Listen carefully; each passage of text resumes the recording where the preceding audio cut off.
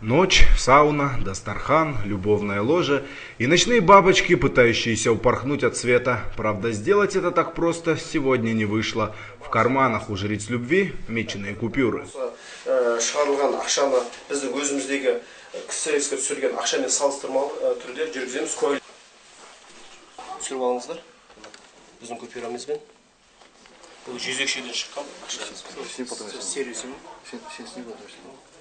Представительницы древней профессии о своей трудовой деятельности рассказывают неохотно. Кто-то говорит, что 3 дня в нелегком бизнесе, кто-то 2 месяца, а кто-то честно признается, что более 10 лет занимается интим-услугами.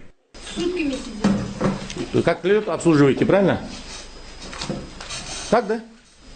Ну отвечайте. Да. И сколько получаете с клиента? Договаривайтесь. 6 тысяч. Администраторы саун, в которых женщины легкого поведения зачастую обслуживают клиентов, своей вины в интим-бизнесе не видят. Вы получили с клиента деньги?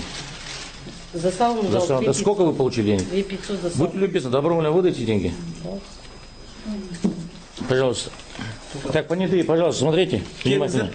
Понятые граждане. Қазақстанда менің қолымдағы 2 теңгелік купюра ВГ 56 92 157. Біздің купюрамен салыстырамыз. Смотри сюда, Соли. Кен Сәуле апай. Видите, ксерокопия. Мына мен тура келіп тұр, мына ВГ 569 21 57 деген мына. Мына келіп тұр. 5 теңгелік За купюра. сауну все же платят. ГА 72 60.